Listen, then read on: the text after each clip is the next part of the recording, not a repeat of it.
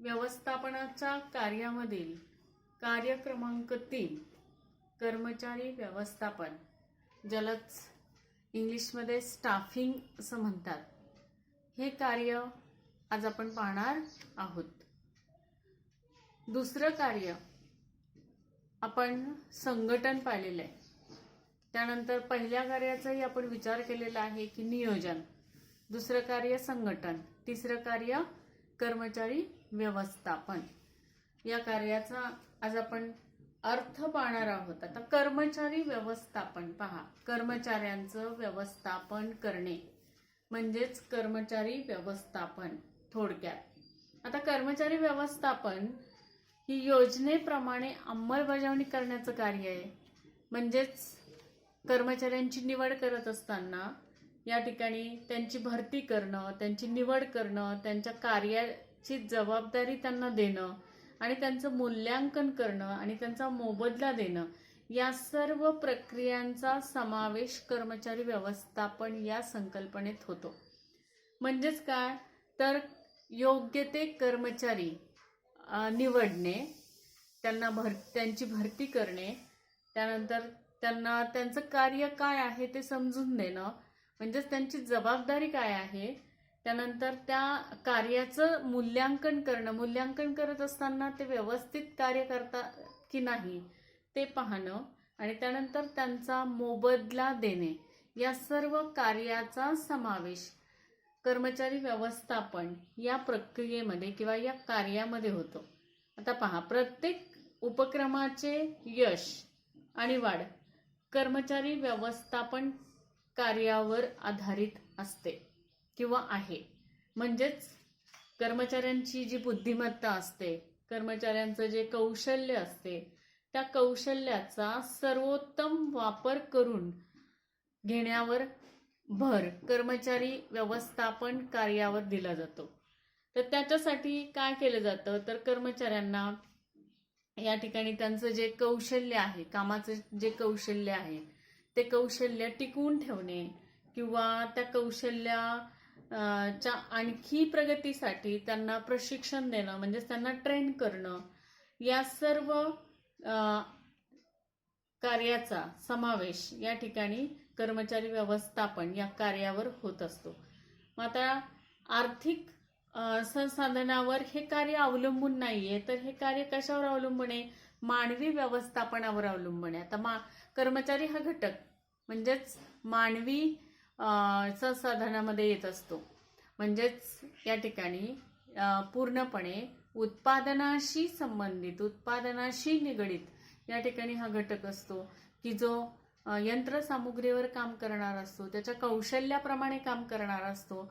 आणि व्यवसाय संघटनेला अपेक्षित काय असतं तर कर्मचाऱ्याने जे नेमलेलं काम आहे किंवा कर्मचाऱ्याची ज्या कामासाठी नेमणूक झालेली आहे ते काम अतिशय या ठिकाणी कार्यक्षमतेने करणं, यासाठी कर्मचारी हे जे घटक आहे किंवा हा जो घटक आहे त्याचं पूर्णपणे व्यवस्थापन अवलंबून असतं. पहा, आता प्रत्येक व्यवसाय संघटनेच्या सुरुवातीच्या काळापासून तर शेवटपर्यंत कर्मचारी व्यवस्थापनाची गरज असते.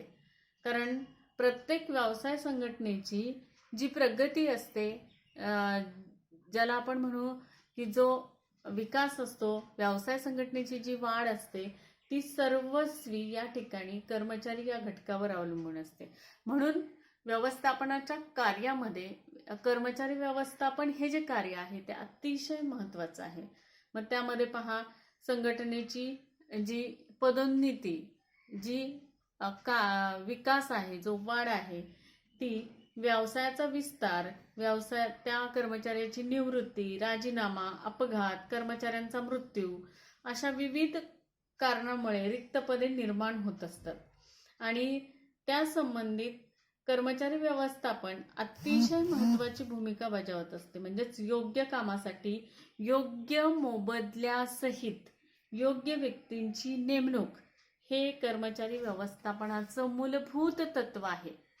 थोडक्यात काय तर व्यवसाय संघटनेमध्ये कामाच्या दृष्टिकोनातून योग्य ती व्यक्ती नेमणूक करणे किंवा योग्य त्या व्यक्तीची नेमणूक करणे आणि त्याला योग्य तो मोबदला देऊन समाधानी ठेवणे की जेणेकरून त्याच्या कार्यक्षमतेचा थेट परिणाम त्याच्या उत्पादकतेवर होईल आणि परिणामतः संघटनेचा विकास होईल. या दृष्टिकोनातून कर्मचारी व्यवस्थापन ही संकल्पना वापरली जाते. आता आपण काही व्याख्या पाहणार आहोत. त्या व्याख्यांमध्ये अनेक लेखकांनी केलेल्या व्याख्या आहेत. त्यामध्ये थियो हायमेन यांनी केलेली एक व्याख्या आहे, लुथर गुलिक यांनी केलेली व्याख्या आहे आणि एस बेंजामिन यांनी केलेली एक व्याख्या आहे. या तीनही व्याख्यांपैकी सर्वात सोपी आणि सुटसुटीत अशी व्याख्या मला लुथर गुलिक यांची वाटली आहे की कर्मचारी व्यवस्थापन काय असतं. तर या ठिकाणी ब्लॅकबोर्डवर दिलेलं आहेच आहे, ते पाहायचं आहे की कर्मचारी व्यवस्थापन हे कर्मचाऱ्यांना आणणे म्हणजेच व्यवसाय संस्थेत कामाच्या निमित्ताने आणणे म्हणजे त्यांची भरती करणे, प्रशिक्षण देणे आणि कामाची अनुकूल परिस्थिती टिकवून ठेवणे म्हणजेच कामाच्या ठिकाणी जी कर्मचाऱ्यांच्या दृष्टिकोनातून जी आवश्यक परिस्थिती आवश्यक असते किंवा अनुकूल परिस्थिती आवश्यक असते, पुरेसं त्यांना हवेशीर वातावरण, सूर्यप्रकाश की जेणेकरून काम करत असताना त्या कर्मचाऱ्यांना कुठल्याही प्रकारचा या ठिकाणी इजा होणार नाही असं सुरक्षित वातावरण, अशा सगळ्या प्रकारच्या वातावरणाचा विचार करून अनुकूल परिस्थिती निर्माण करून देण्याचं काम व्यवसाय संघटनेने करणे, अशा पूर्णपणे कर्मचाऱ्याशी निगडित कार्य आहे. म्हणजेच हे जे कर्मचारी व्यवस्थापन कार्य आहे हे कर्मचारी व्यवस्थापन कार्य कोणाशी संबंधित आहे, कर्मचाऱ्यांशी संबंधित कार्य आहे असं लुथर गुलिक यांनी म्हटलेलं आहे. आता नेहमीप्रमाणेच पहा, आपण प्रत्येक व्यवस्थापनाची जी कार्य आहेत, मग ते नियोजन असेल, संघटन असेल किंवा कर्मचारी व्यवस्थापन असेल, प्रत्येक व्यवस्थापनाच्या कार्याचे आपण काय पाहतो, महत्त्व पाहतो. तसं आज या ठिकाणी आपण कर्मचारी व्यवस्थापनाचे महत्त्व कोणत्या दृष्टिकोनातून आहे त्यामध्ये एकूण 10 पॉइंट आहेत महत्त्वाचे. रिपीट. पहिलं आहे प्रभावी व्यावसायिक कार्य. म्हणजेच कर्मचारी व्यवस्थापन हे असं कार्य आहे की जे प्रभावीपणे व्यवस्थापिक कार्य आहे, व्यवस्थापकीय कार्य आहे. त्यानंतर दुसरं आहे मानवी संसाधनाचा प्रभावी वापर. तिसरं आहे सहसंबंध निर्माण होतात. चौथा आहे मानवी संसाधनाचा विकास. पाचवा आहे तंत्रज्ञानाचा आणि इतर संसाधनाचा वापर. सहावा आहे कार्यक्षमता वाढते. सातवा आहे दीर्घकालीन परिणाम. आठवा आहे आवश्यक योगदान. नववा आहे कामाचे समाधान आणि 10वं या ठिकाणी कर्मचारी व्यवस्थापनाचं महत्त्व आहे सुसंवाद टिकवून ठेवते. आता पहा, या ठिकाणी पहिलं कर्मचारी व्यवस्थापनाचं महत्त्व पॉइंटनुसार विचार केला तर प्रभावी व्यवस्थापिक कार्य आहे. तर या ठिकाणी व्यवस्थापनाची जी कार्य आहेत, जी सिक्वेन्सली क्रमाने आपण सुरुवातीला पाहिलेली आहेत, नियोजन, संघटन, कर्मचारी व्यवस्थापन, त्यानंतर निर्देशन आणि नियंत्रण, या सर्व कार्यांचा विचार करता व्यवस्थापनाची ही जी इतर कार्य आहेत या कार्यांमध्ये प्रभावीपणे कार्य करण्यासाठी कर्मचारी व्यवस्थापन ही एक गुरु किल्ली मानली जाते. म्हणजेच आपण नियोजन केलं कामाचं, मग त्यानंतर संघटन केलं सगळ्या साहित्यांचं, सगळ्या प्रकारच्या भांडवलाचं, पैशाचं, सगळ्या कर्मचारी आणले, परंतु कर्मचाऱ्यांचं व्यवस्थापनच जर केलं नाही, म्हणजेच जे कर्मचारी आपल्याकडे उत्पादनाच्या दृष्टिकोनातून हवे आहेत, ज्या कौशल्याचे हवे आहेत, त्या कौशल्याच्या दृष्टिकोनातून कर्मचाऱ्यांची नेमणूकच जर केली नाही तर बाकीच्या व्यवस्थापनाच्या कार्याला काहीच अर्थ नाही. म्हणून असं म्हटलेलं आहे की प्रभावी व्यवस्थापकीय कार्य म्हणजेच या ठिकाणी कर्मचारी व्यवस्थापनाचं कार्य, की जे आज प्रत्येक व्यवसाय संघटनेत एक गुरुकिल्ली मानली जाते.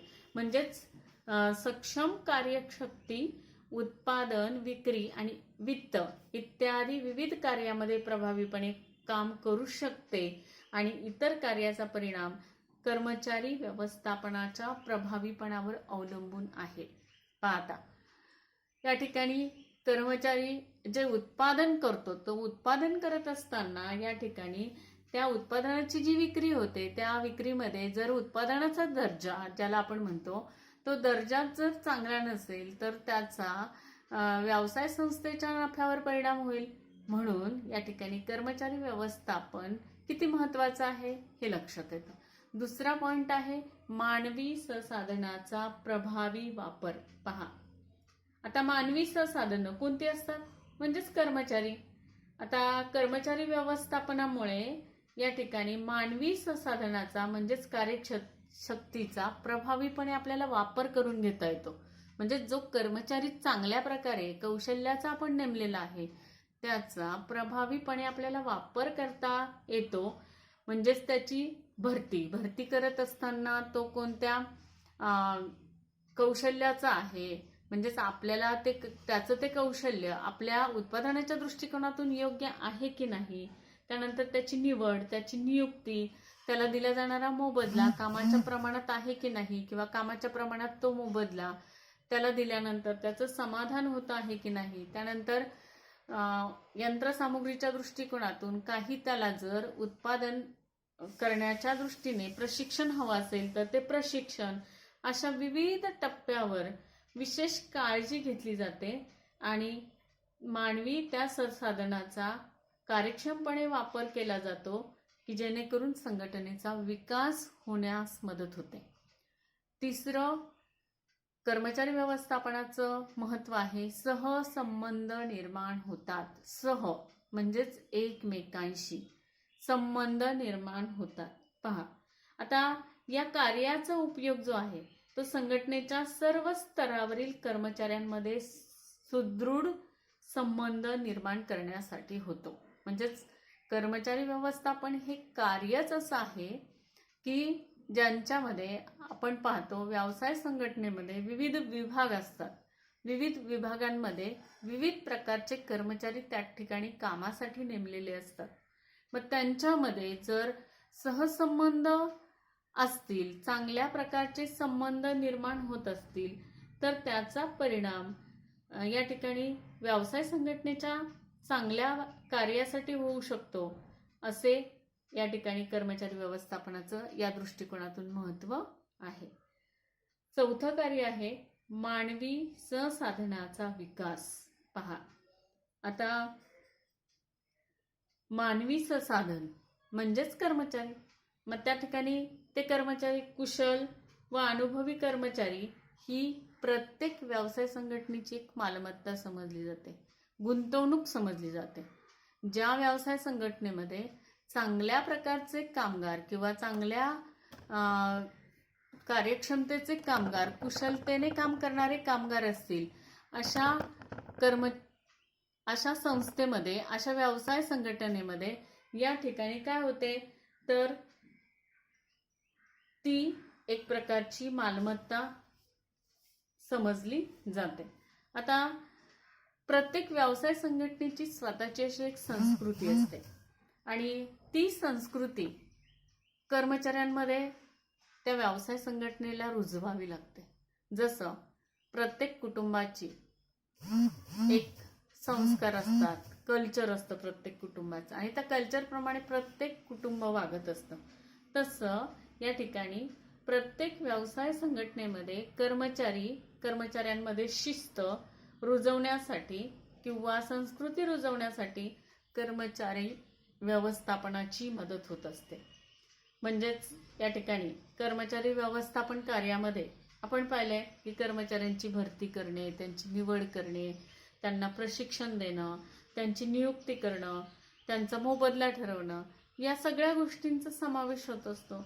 म्हणजेच या ठिकाणी प्रत्येक व्यवसाय संघटना तिच्या परिस्थितीनुसार या ठिकाणी काय करत असते, त्यांच्यामध्ये ही मूल्य रुजवत असते, संस्कृती रुजवत असते, म्हणजेच मानवी संसाधनाचा विकास होण्यास मदत होते. 5वं कर्मचारी व्यवस्थापनाचं महत्त्व आहे तंत्रज्ञानाचा आणि इतर संसाधनाचा प्रभावी वापर. आता तंत्रज्ञान आणि इतर संसाधनं यामध्ये काय काय येतं सांगा.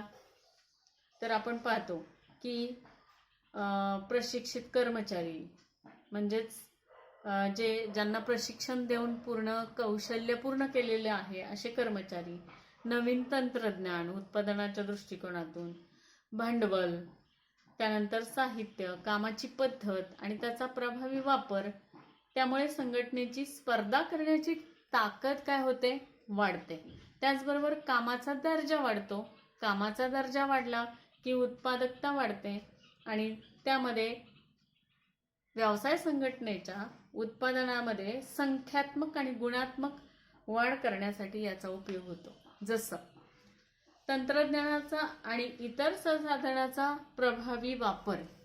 जसं तुम्ही अभ्यास करत असताना आता तुम्हाला अभ्यासाचे अनेक ऑप्शन्स या ठिकाणी अवेलेबल आहेत, अनेक ऑप्शन्स तुमच्याकडे आहेत. तुम्ही पुस्तकातून अभ्यास करू शकता, तुम्ही तुमच्या टॉपिक खाली जी लिंक दिलेली असते त्या लिंकनुसार सर्च करून तुम्हाला एखादी कन्सेप्ट तिचा जर फास्ट मिनिंग पाहिजे असेल तर ते मिनिंग तुम्ही पाहू शकता. म्हणजेच तुम्हाला जे ऑप्शन्स आहेत ते वेगवेगळ्या प्रकारे जसे उपलब्ध असतात तसं व्यवसाय संघटनेमध्ये या ठिकाणी अनेक तंत्रज्ञान उत्पादनाच्या दृष्टिकोनातून उपलब्ध असते. त्यानंतर अनेक संसाधने उपलब्ध असतात आणि त्याचा वापर करून घेता येतो. केव्हा, ज्यावेळी कर्मचारी व्यवस्थापन केलं जातं तेव्हा. पुढचं आहे कार्यक्षमता वाढते. पहा, कार्यक्षमता इफिशियन्सी. कामाच्या दृष्टिकोनातून प्रत्येक कर्मचाऱ्याची कार्यक्षमता इफिशियन्सी ही कधी वाढते, ज्यावेळी व्यवसाय संघटनेमध्ये कर्मचारी व्यवस्थापन केलं जाते तेव्हा, किंवा केलं जात असेल तेव्हा. आता कर्मचाऱ्यांचा स्वतःचा विकास करण्यासाठी प्रत्येक व्यवसाय संघटना प्रयत्न करत असते.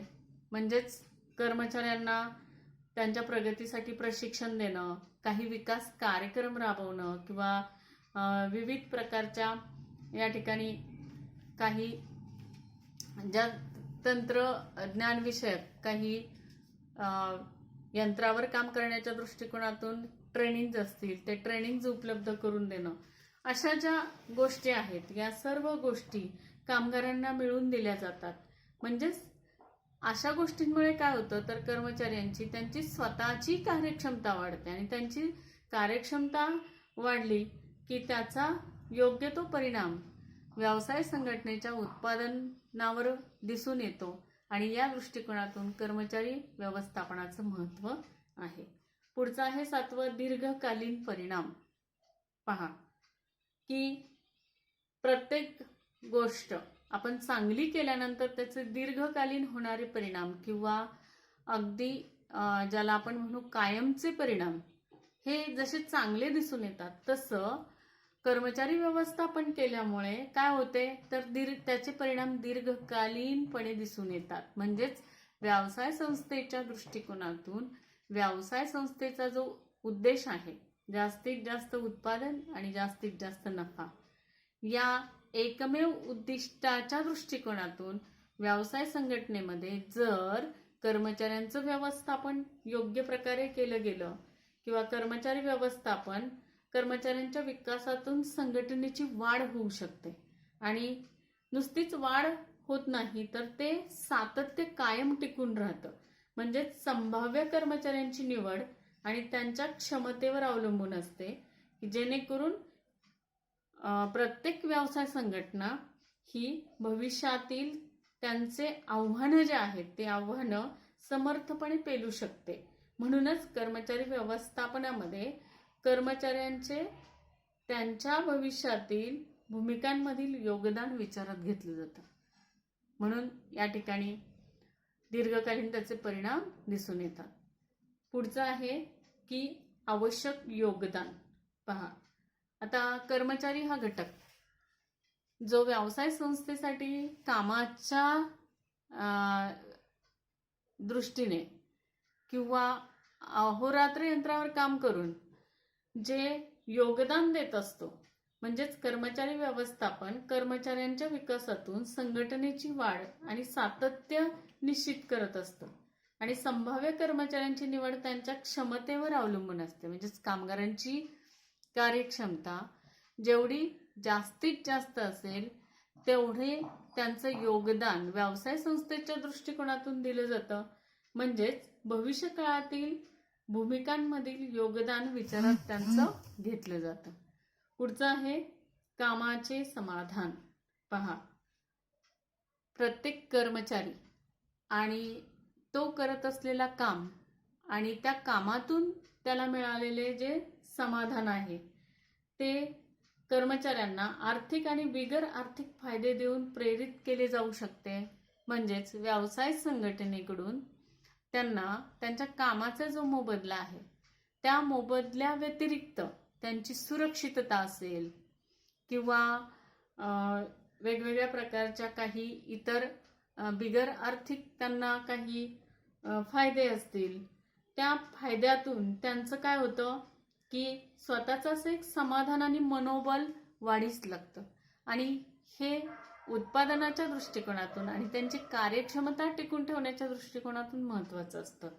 म्हणजेच त्यांना कामाच्या दृष्टीने प्रशिक्षण आणि विकास कार्यक्रम, कामाचा योग्य मोबदला, त्यानंतर नोकरीची शाश्वती देणं आणि ही नोकरीची शाश्वती त्यांचं एक मनोबल किंवा मनोधैर्य वाढवत असतं की जेणेकरून त्यांना ही व्यवसाय संस्था आपली आहे आणि आपल्या व्यवसाय संस्थेसाठी आपण काम करावं अशी भावना त्यांच्या मनात निर्माण होते आणि त्या दृष्टिकोनातून ते कार्यरत असतात. पुढचं आणि शेवटचं कर्मचारी व्यवस्थापन कार्य आहे सुसंवाद टिकवून ठेवते. आता पहा, सुसंवाद म्हणजे काय, तर दोन घटकांमधील चांगल्या प्रकारचा संवाद, याला सुसंवाद असे आपण म्हणतो. मग पहा, कर्मचारी व्यवस्थापन प्रक्रियेत गुणवत्तेच्या आधारावर कर्मचाऱ्यांची भरती केली जाते, निवड केली जाते, तसेच त्यांच्या कामाचे मूल्यांकन देखील केलं जातं आणि यासाठी योग्य ते निकष ठेवले जातात आणि ते निकष या ठिकाणी कर्मचाऱ्यांना संबंधित निकष जे आहेत ते कर्मचाऱ्यांना सांगितले जातात. म्हणजेच एखादा कर्मचारी खूप छान काम करतोय, त्याचं कौशल्य पणाला लावून काम करतोय, तर या ठिकाणी व्यवस्थापन स्तरावर काम करणाऱ्या ज्या अधिकारी व्यक्ती आहेत त्यांनी जर त्या कर्मचाऱ्यांच्या कामाचं या ठिकाणी वाहवा केली किंवा कर्मचाऱ्याच्या त्याला या ठिकाणी खूप छान काम म्हणून शाबासकी दिली, तर त्याचं मनोबल आणि त्याचं समाधान वाढून त्याचा आणि व्यवस्थापन स्तरावरील अधिकाऱ्यांचा काय निर्माण होईल, एक प्रकारचा सुसंवाद निर्माण होईल आणि तो कायमचा टिकून राहील. अशा प्रकारे आज आपण कर्मचारी व्यवस्थापन म्हणजे काय, कर्मचारी व्यवस्थापन हे समजून घेतल्यानंतर, म्हणजेच ही कन्सेप्ट समजून घेतल्यानंतर तुम्हाला त्याचं कर्मचारी व्यवस्थापनाचे महत्त्व व्यवसाय संघटनेसाठी कोणत्या दृष्टिकोनातून असतील ते समजणार आहे. त्यासाठी काय करायचं आहे की प्रत्येक व्यवस्थापनाची कार्य नियोजनापासून तर नियंत्रणापर्यंत मी वेळोवेळी सांगतच आलेली तुम्हाला की नियोजन कार्यापासून नियंत्रण कार्यापर्यंत प्रत्येक कन्सेप्ट, प्रत्येक कार्याची जी व्याख्या आहे, जी संकल्पना आहे ती समजून घेणं आणि त्या कार्याशी संबंधित असलेले जे महत्त्व आहे ते महत्त्व आणि महत्त्वाचे पॉइंटनुसार त्याचं विश्लेषण तुम्हाला सहजपणे करता येईल.